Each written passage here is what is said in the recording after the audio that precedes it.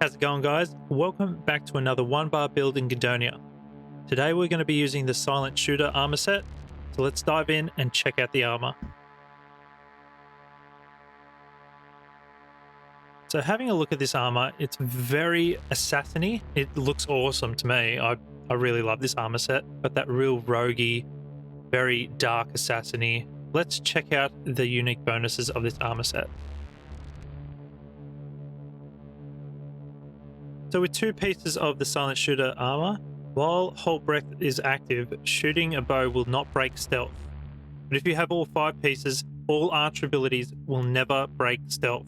So you can use every single archer ability without ever breaking stealth with this build. Alright, so with the armor stats, you have a 40% bonus to accuracy, a 5% critical strike chance, a decent health boost, an alright stamina boost, pretty low stamina boost, a hefty range damage boost, and also a pretty good crit damage multiplier. So moving on to the accessories, starting with the cloak, we have a pretty good boost to critical strike chance, hefty boost to health, and also 160% range damage.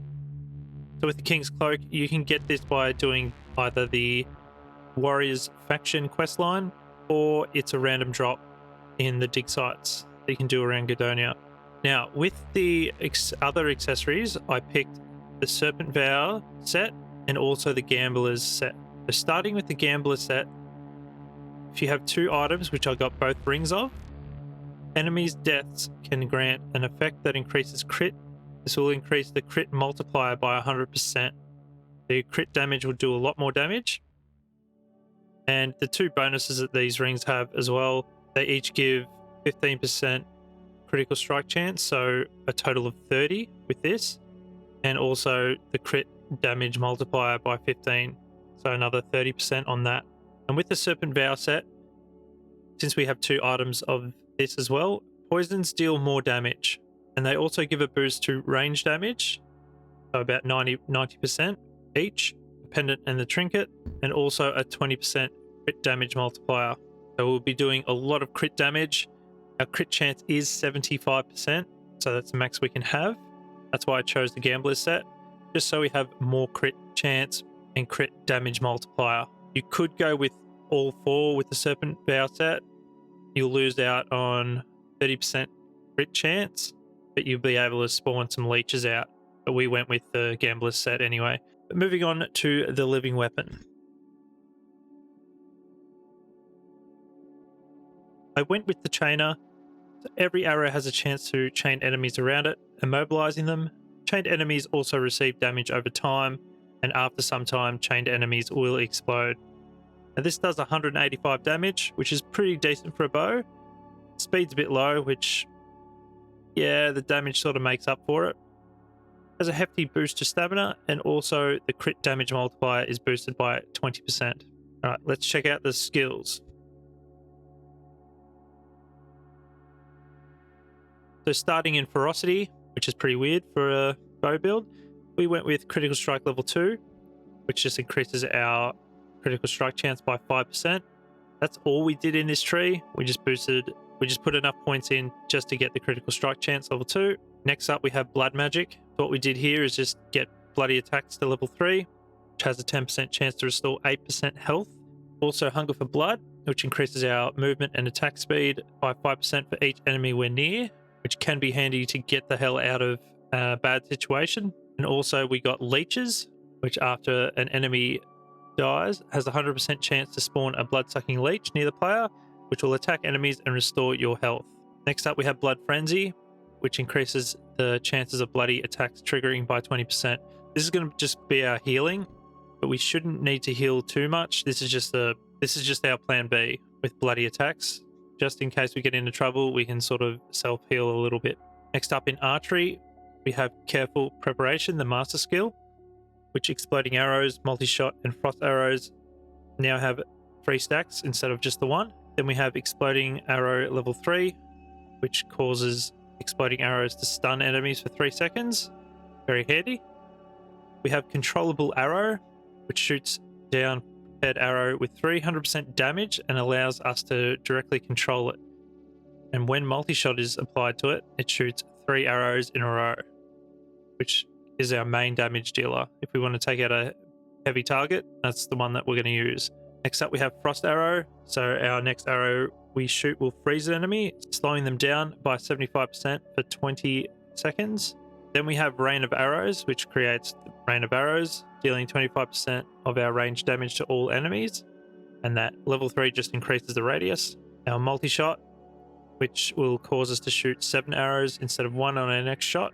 And level 2 just decreases the cooldown. Then we have the mastery skill Master Archer, which allows us to move while shooting, just quality of life improvement. And then we have Archery level 5, which increases our range damage by 70%. Next up in defense, we just went with survivability level 2, gives us 60 health, and also Defense Master, the mastery skill, which increases our total health by 30%. Just in case. Next up in banditry. So we got level 2 apply poison, just increases the damage of our poisons. So what you want to do with this build, you can either do the Serpent Vow full set and you can apply all the poisons, because we also got mastery skill Toxic Fumes, which any poison applied has a chance to apply to enemies around the target. If you have a big group of enemies, you can just poison them all, and then after that they'll have the poison leech that can also poison enemies, so you can just go down that rabbit hole there. Next up we have Vanish. This just uses stealth when we're in combat.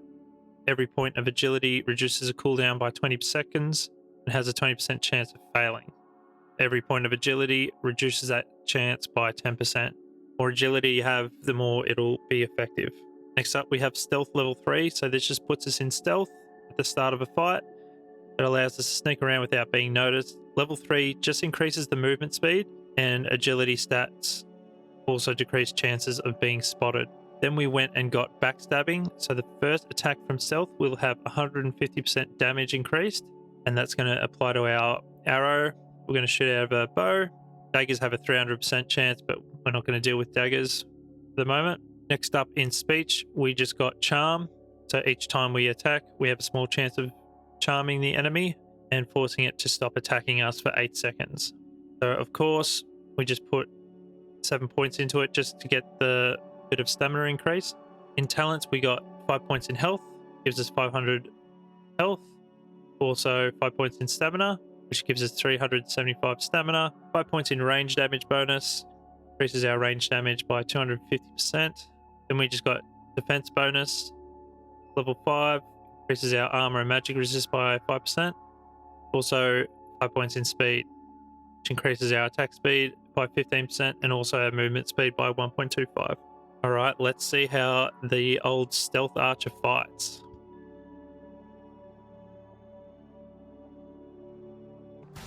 So now that we're here, we can use our stealth. We can pop our multi-shot and also use controllable arrow.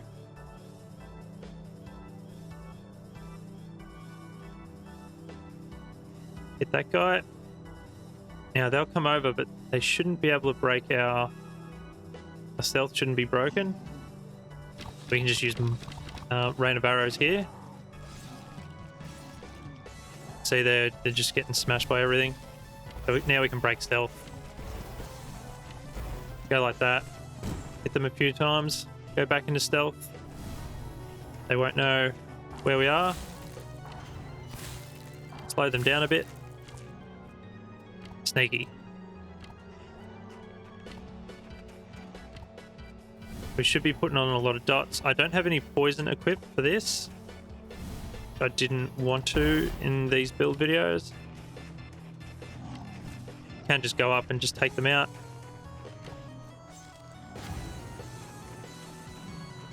And there they go.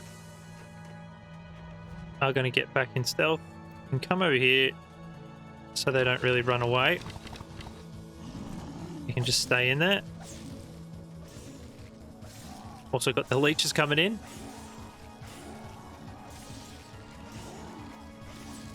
Just want to wait for that multi-shot too. We are getting a lot of damage, and just if this had poison on the weapon, it would be doing a hell of a lot more. Let's get our multi-shots. Take them out as quickly as we can. We can vanish. You can see how much damage that did to him. Also use controllable arrow.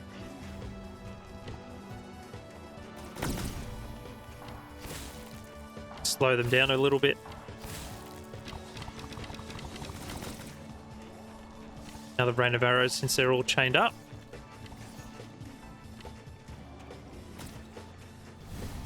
Get out of that, shaman. So yeah, you can see we're doing a fair bit of damage. Haven't really been hit.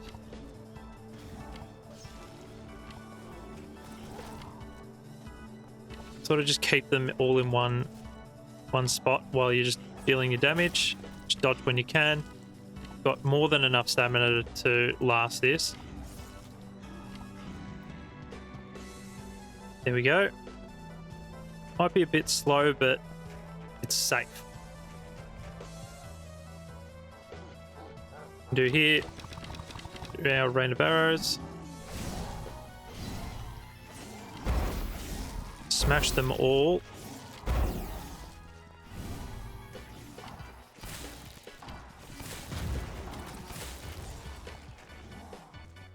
Really want to take out that middle guy first. Go back in stealth. Pretty much guaranteed to crit your first shot. You can really prep for this. Explosive shot's going to be one of your best abilities. Oh, I went through him. But with poisons, and you will be doing a lot more damage.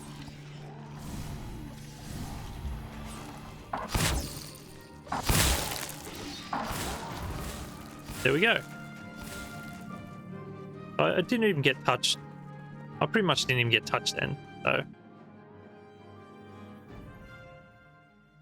The Silent Assassin. It's a build where you won't get hit as much because you can control the battlefield with all of the CC that you will be able to do. I'm not sure why the controllable arrow won't shoot 3 at a time with multi-shot enabled. Might be a little bit of a bug, but it can be fixed in later patches, of course. It's a bit low on the DPS side of things, but then again, you are controlling the battlefield. I know I didn't gather as much as I could, but this is meant to be like a stealth archer build. So it's pretty much almost one or two targets at a time, and it's just for that. But let me know what you guys think. Anyway, guys, that's going to do it for me. I really hope you enjoyed this build. It was pretty fun making this build and actually sort of planning around it. You could possibly dump all of the blood magic, find if you like to put it in something else. Blood magic abilities are just there just in case you get hit, and also the leech is a little fine touch to it. That's going to do it for me. I really appreciate you guys watching, and I hope to see you guys in the next one. All right, guys, take care.